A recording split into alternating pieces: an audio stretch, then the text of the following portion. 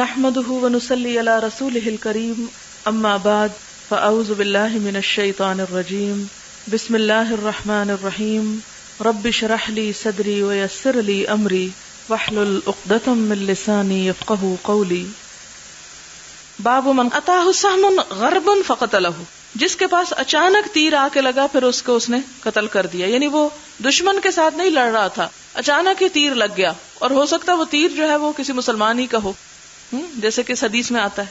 یہ حدیث پہلے بھی آپ پڑھ چکے. حدثنا محمد بن عبد الله حدثنا حسین بن محمد ابو احمد حدثنا شیبان عن قتادة حدثنا انس بن مالك ان ام الربيع بنت البراء وهي ام حارثة بن سراقة اتت النبي صلی اللہ علیہ وسلم فقالت.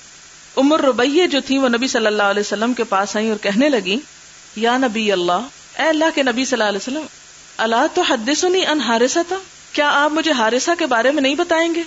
وکانا قتل یوم بدر، حارثہ جو تھے وہ بدر کے دن شہید ہوئے تھے، قتل ہو گئے تھے. اصابہ سہم غرب، جنہیں ایک اچانک تیر آ لگا تھا.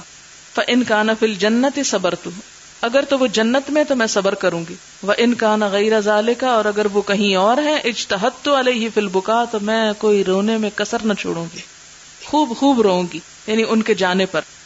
قال یا ام حارثہ، تو آپ نے فرمایا اے ام حارثہ، انہا جنان فی الجنہ، کہ جنت میں کئی باغ ہیں. وان ابنک اصاب الفردوس الاعلی، اور تیرا بیٹا تو وہ اعلی فردوس میں جگہ پا چکا ہے. اچھا، اب یہ ام حارثہ کو کیا پریشانی تھی؟ یہ ام ربیع ام حارثہ جو ہیں، یہ ان کو پریشانی کیا تھی؟ ان کو پریشانی یہ تھی کہ لوگ یہ کہتے تھے کہ تیرے بیٹے کو مسلمان کا تیر لگا ہے، کافر کا نہیں لگا، اس لیے وہ شہید نہیں. تو اس پر وہ بڑی پریشان تھی. یعنی میدان جنگ میں وہ شہید ہوئے، لیکن این جنگ کے موقع پہ نہیں، بیٹھے ہوں گے کوئی کام کر رہے ہوں گے، اچانک آ کے تیر لگے. جیسے آپ دیکھیں کہ بعض اوقات جنگ ہو رہی ہوتی ہے اور ایک مسلمان جو ہے وہ گولی چلا رہا ہے، اور وہ گولی اچانک آگے مسلمان کو لگ جاتی ہے اور وہ مسلمان کے ہاتھوں مارا جاتا ہے. اب کیا وہ شہید ہوا یا نہیں؟ اگر وہ جہاد کے لیے نکلا ہے، فی سبیل اللہ نکلا، تو خواہ مسلمان کی گولی سے مرا، وہ بھی شہادت کا ہی درجہ پائے گا. یہ اس میں کہنا مقصود ہے کہ اللہ کی راہ میں نکلے، پھر جس طرح چاہے مرے، کوئی بھی طریقہ ہو مرنے کا، وہ سب شہادت ہے.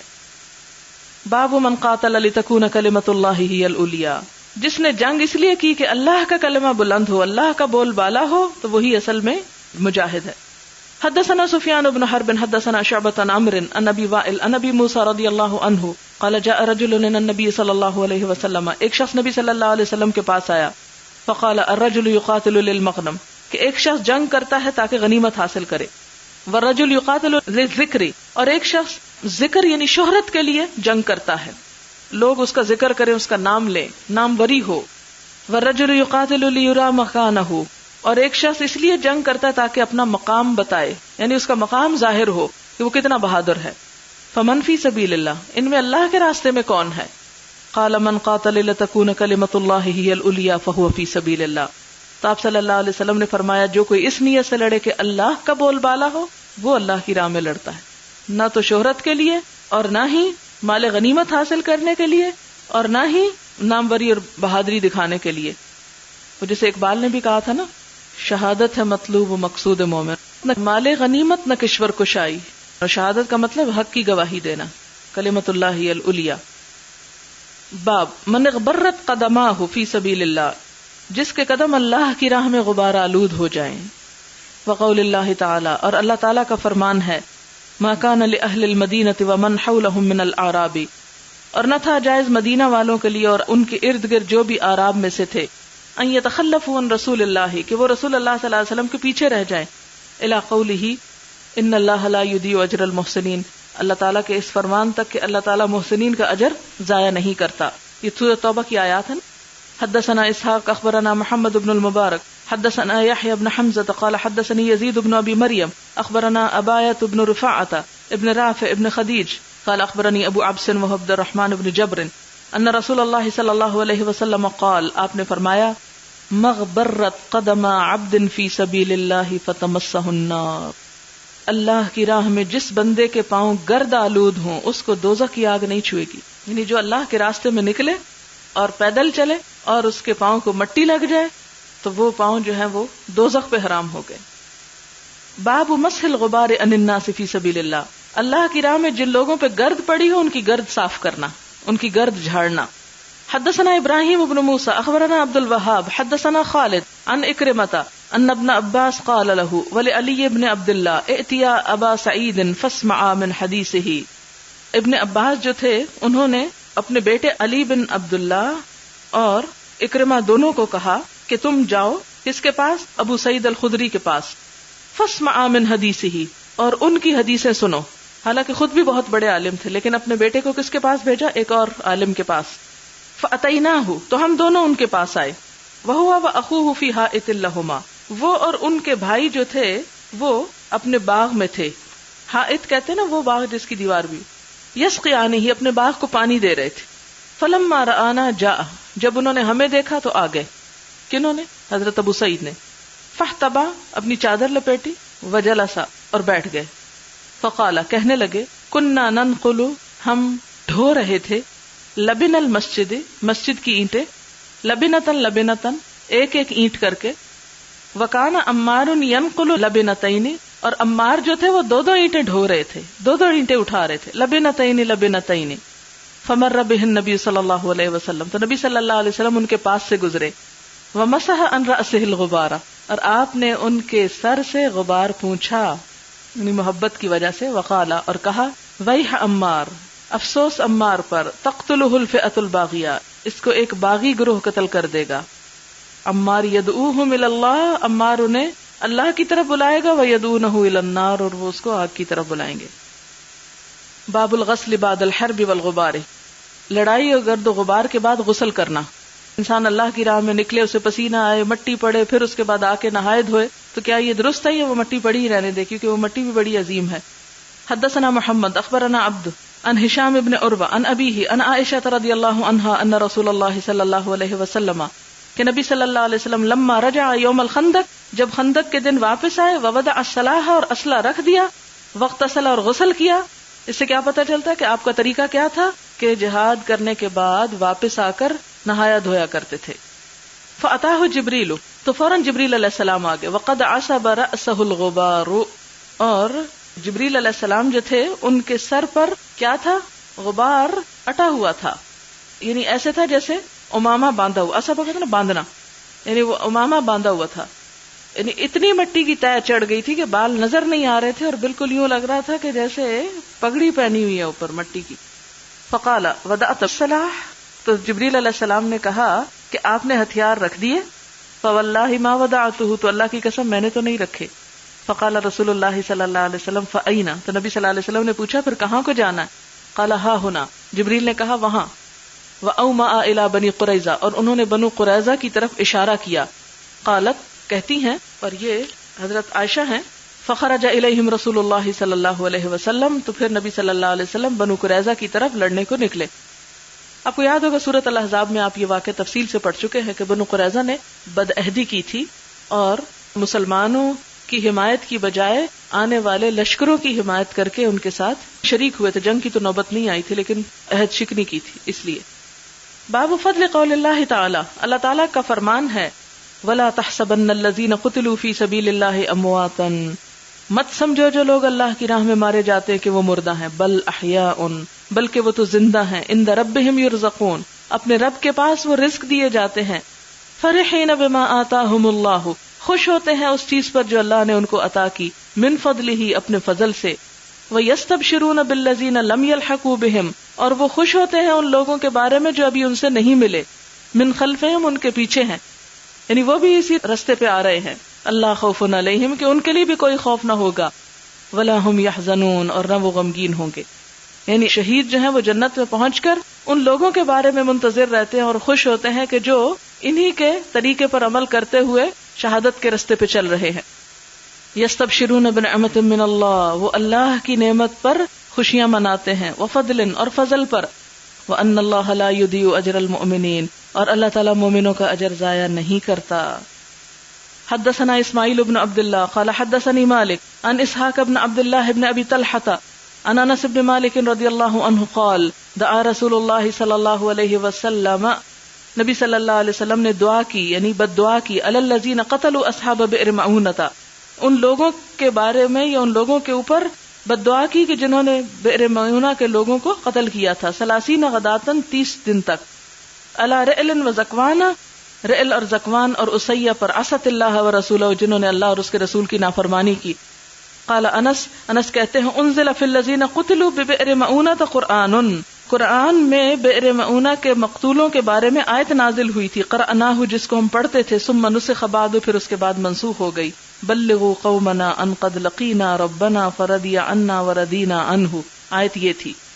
حدثنا علی بن عبد اللہ حدثنا سفیان عن عمرو سمع جابر بن عبد اللہ رضی اللہ عنہما یقول استبح ناس الخمر یوم احد.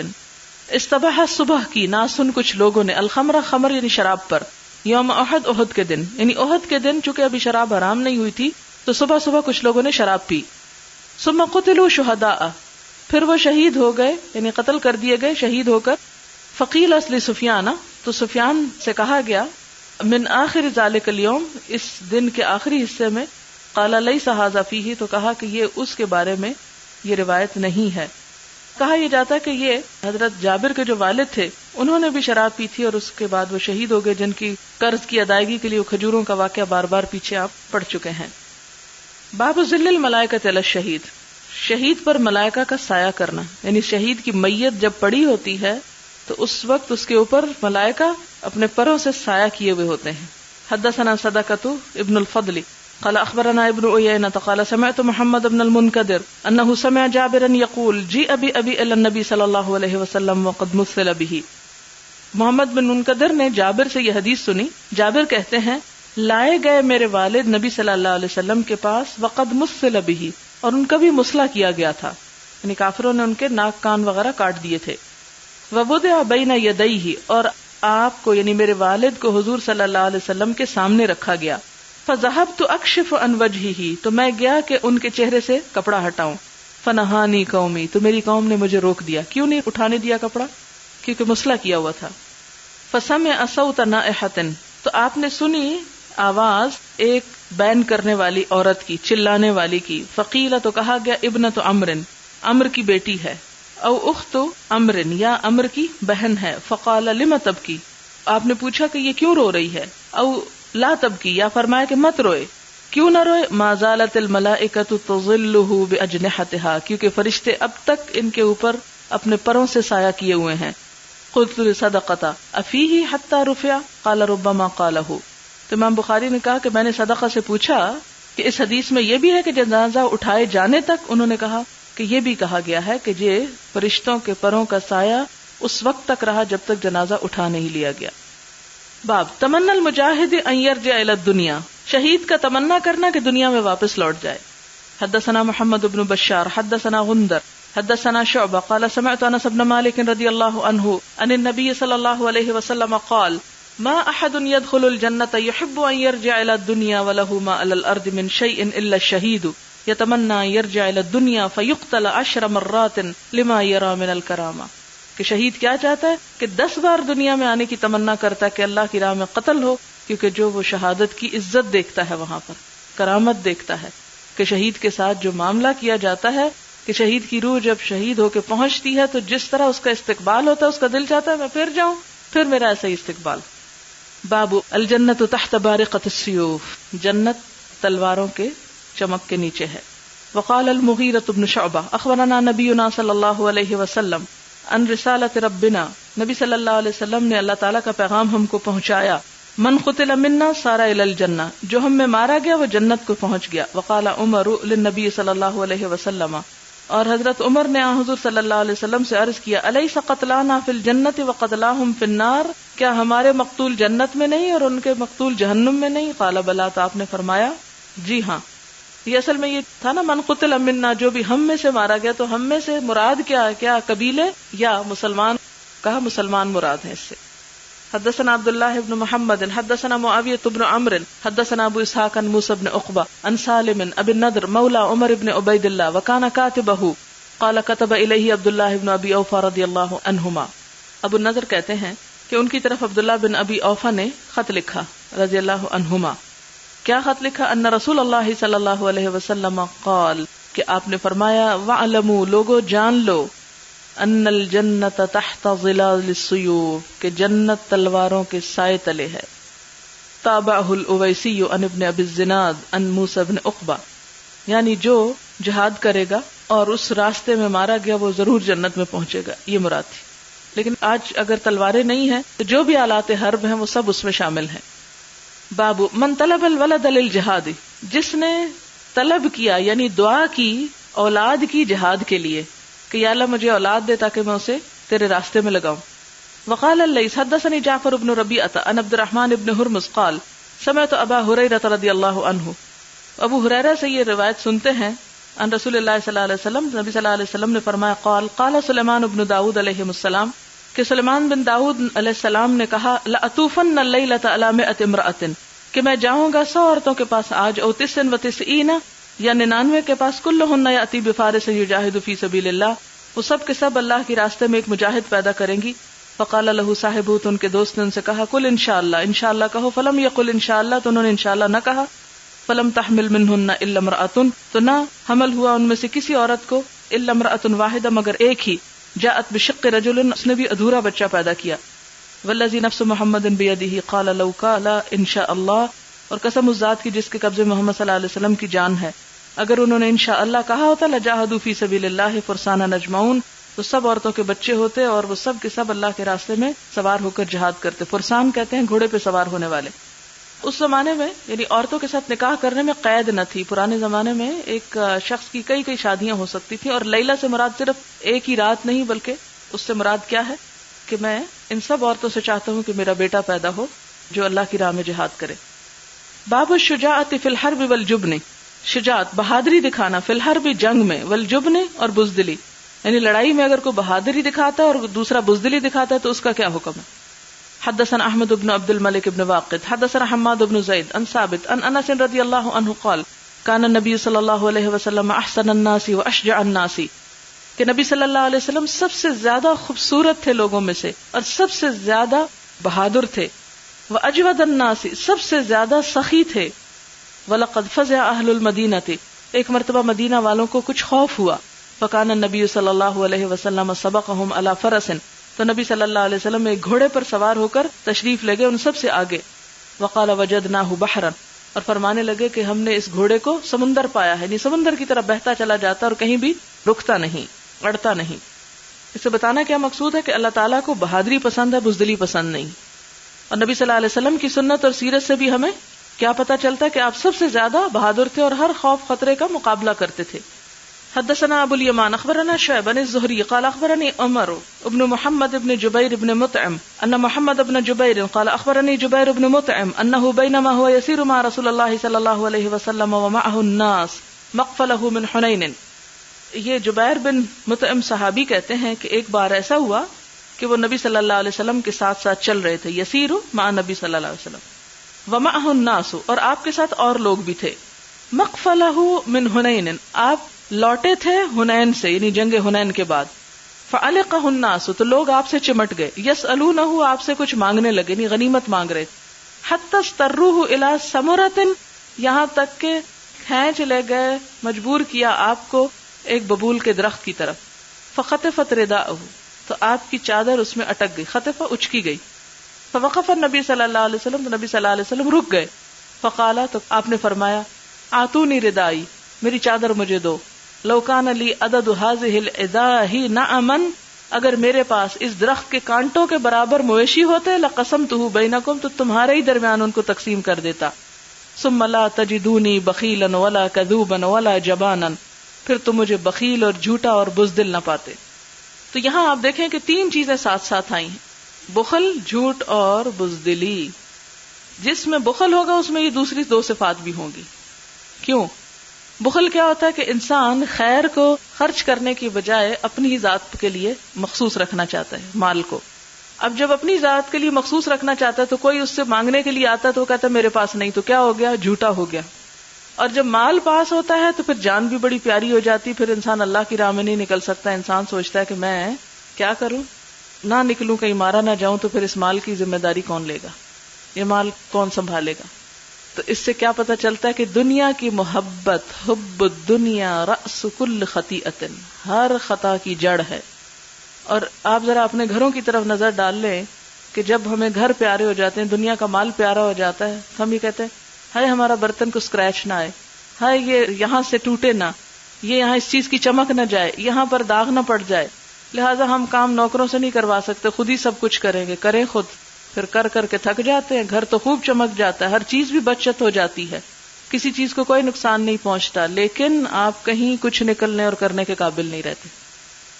لہٰذا تھوڑا سا دل بڑا کریں، اور وہ جو پیسے آپ بچاتے ہیں ان کو دے دیں کسی غریب کو، وہ کام کر لے، اور وہ جو چیزیں تھوڑی بہت خراب کر جاتا کرنے دے، کوئی بات نہیں، اللہ اور دے دے گا، یہاں نہ دیا تو جنت میں دے دے گا جہاں کبھی ختم نہیں ہوگی۔ اور کیا ہوا اگر تھوڑے سے نہ چمکے؟ بعض اوقات ہم برتن بہت مانجتے ہیں، ابھی نہیں چمکا پھر دوبارہ شروع ہو جاتا ہے، ابھی نہیں چمکا پھر شروع ہو جاتا ہے، چمکا چمکا کے ان کو گھنٹے لگا دیتے ہیں۔ اور پھر عموماً عورتیں یہ کہتی ہوئی سنیں گے مجھے تو کسی کا کام، یہ سب کا جملہ ہوتا ہے، مجھے کسی کا کام پسند، مجھے سمجھ نہیں آتی کہ اگر ہر عورت کو کسی کا پسند نہیں آتا تو پھر اس کا کام ہوتا کیا ہے؟ سوچے نا ذرا۔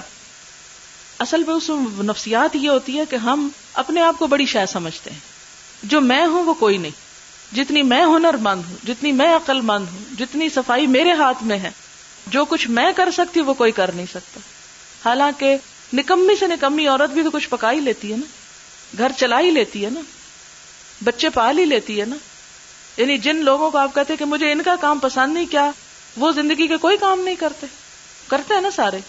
وہ عورتیں اپنے گھروں میں اپنے بچے نہیں پالتی، وہ کھانا نہیں بناتی، وہ سب کچھ کرتی۔ ٹھیک ہے اگر آپ کے اور ان کے سٹینڈرڈ میں بہت فرق ہے تو تھوڑا سا ٹائم لگا کے ان کو سکھا دیں، ہو گیا ختم کام۔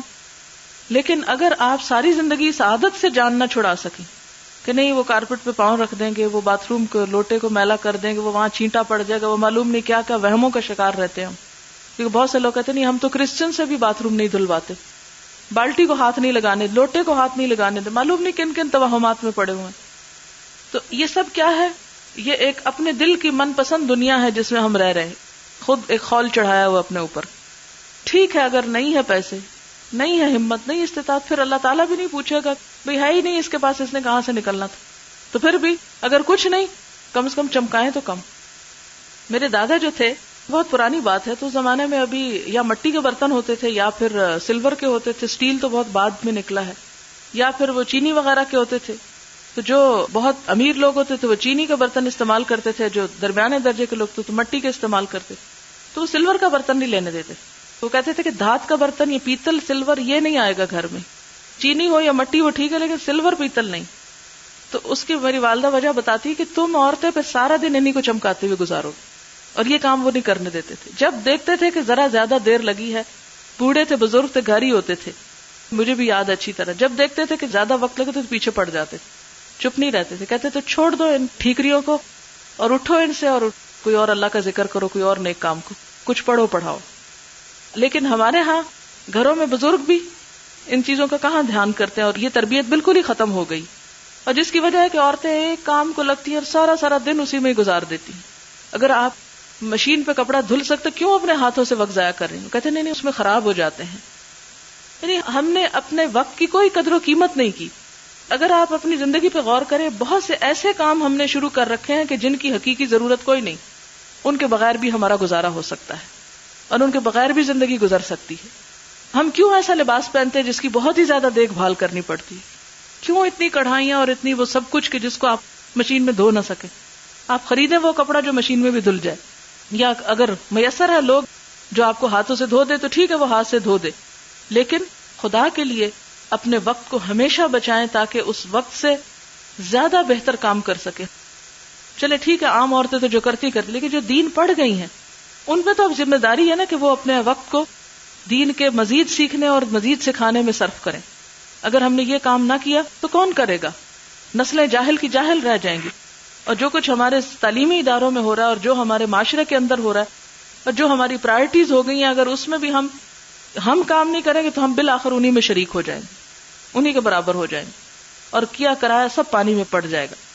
تو اس لیے ہمیشہ اس بات پہ نظر رکھے کہ کون سی چیز وقت ضائع کروا رہی ہے، کون سی چیز بہت توجہ لے رہی، کس چیز کے پیچھے میں مری چلی جا رہی ہوں اور اس کو میں کسی کے حوالے نہیں کر سکتی کہ وہ میرے بغیر تو ختم ہو جائے گی۔ سوچیں جس دن میں مر گئی اس دن اس چیز کا راکھا کون ہوگا، کون رکھوالی کرے گا اس کی۔ کون چمکائے گا اس کو؟ کون بنا بنا کے رکھے گا اس کو؟ کون ٹوٹنے سے بچائے گا اس کو؟ ہے دنیا میں کوئی چیز جو ضائع ہونے سے بچ جائے؟ اس کا یہ مطلب ہرگز نہیں کہ جا کے ہر چیز توڑ پھوڑ دیں یا توڑوا دیں، لیکن اس کا مطلب یہ ہے کہ ان چیزوں کے پیچھے جان مت دیں، ان چیزوں کے بخل اور دل کی تنگی کو دور کریں، اور ذرا دل بڑا کر کے انہی ساری فکروں اور پریشانیوں اور سارے غموں کو کسی اور غم میں لگا دیں۔ تو پھر کیا ہوتا ہے کہ پہلے نمبر میں بخل ہوتا ہے، بخل جھوٹ کو جنم دیتا ہے، اور جھوٹ بزدلی کو جنم دیتا ہے، اور انسان کہیں کا نہیں رہتا۔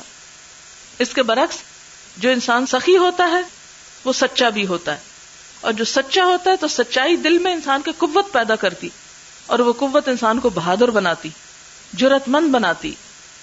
باب ما یتعوذ من الجبن، بزدلی سے پناہ مانگنی چاہیے۔ حدثنا موسى بن اسماعیل حدثنا ابو عوانۃ حدثنا عبد الملك بن عمير قال سمعت عمرو بن میمون الاودی قال كان سعد يعلم بنيه هؤلاء الكلمات كما يعلم المعلم الغلمان الكتابۃ۔ میمون بن اودی کہتے ہیں کہ سعد بن ابی وقاص جو تھے وہ سکھاتے تھے اپنے بچوں کو یہ 4 کلمات جس طرح سکھاتا ہے کوئی معلم اپنے طالب علموں کو۔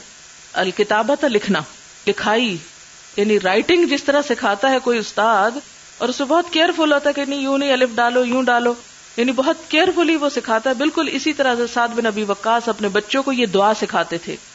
وَيَقُولُ، اور وہ کہا کرتے تھے، ان رسول اللہ صلی اللہ علیہ وسلم، کہ نبی صلی اللہ علیہ وسلم کان یتعوذ منہن، ان 4 باتوں سے پناہ مانگتے تھے۔ دبر الصلاۃ، ہر نماز کے بعد۔ کیا تھی وہ 4 باتیں؟ اللہم انی اعوذ بک من الجبن واعوذ بک ان ارد الی ارذل العمر واعوذ بک من فتنۃ الدنیا واعوذ بک من عذاب القبر، کہ اے اللہ میں تیری پناہ چاہتا ہوں بزدلی سے، میں تیری پناہ چاہتا ہوں کہ میں حقیر یا بدترین نکمی عمر کی طرف لوٹایا جاؤں، یعنی انتہائی بڑھاپے کی طرف، اور میں تیری پناہ چاہتا ہوں کہ دنیا کی آزمائش سے مجھے بچا کے رکھنا، اور میں تیری پناہ میں آتا ہوں عذاب قبر سے۔ حدثت به مصعبا فصدقه، کہتے ہیں کہ میں نے یہ حدیث مصعب بن سعد سے بیان کی تو انہوں نے اس کی تصدیق کی کہ ہاں واقعی آپ صلی اللہ علیہ وسلم نے یہ سکھایا تھا۔ اب آپ دیکھیں کہ انہوں نے خود سیکھا، نبی صلی اللہ علیہ وسلم سے اپنی اولاد کو سکھایا، انہوں نے آگے آگے، پھر جب سے علم کتابوں میں بند ہو گیا ہم نے کتابیں بند کر کے رکھ دی اور جاہل کے جاہل رہ گئے۔ حالانکہ ہونا کیا چاہیے کہ یہ چیزیں ہماری بھی نمازوں میں اور ہماری بھی دعاؤں میں شامل ہو جائیں۔ حدثنا مسدد حدثنا معتمر قال سمعت ابي قال سمعت انس بن مالك رضي الله عنه قال كان النبي صلى الله عليه وسلم يقول، نبی صلی اللہ علیہ وسلم فرمایا کرتے تھے، اللهم اني اعوذ بك من العجز والكسل والجبن والهرم، اے اللہ میں تیری پناہ میں آتا ہوں عجز سے، یعنی عاجزی سے، عاجزی کون سی یعنی بے طاقتی، والکسل اور کاہلی سستی سے، والجبن اور بزدلی سے، والهرم اور بڑھاپے سے، وَأَعُوذُ بِكَ مِن فِتْنَةِ الْمَحْيَا وَالْمَمَاتِ، اور میں تیری پناہ میں آتا ہوں زندگی اور موت کے فتنے سے، وَأَعُوذُ بِكَ مِن عَذَابِ الْقَبْرِ، اور میں تیری پناہ میں آتا ہوں قبر کے عذاب سے۔ باب من حدث بمشاہدہ فی الحرب قالہ ابو عثمان عن سعد، جس نے بیان کیے اپنے واقعات، مشاہد یعنی کارنامے وغیرہ، واقعات فی الحرب جنگ میں، یعنی جو کچھ مشاہدہ کیا، جو دیکھا اس نے۔ قالہ ابو عثمان عن سعد، ابو عثمان نے یہ حدیث سعد سے روایت کی۔ یعنی اگر کوئی شخص اپنے کارنامے یا اپنے واقعات لوگوں کا شوق بڑھانے کے لیے بتاتا ہے تو ٹھیک ہے، لیکن اگر اپنی ناموری اور اپنی بڑائی کے لیے بتاتا ہے تو وہ غلط ہے۔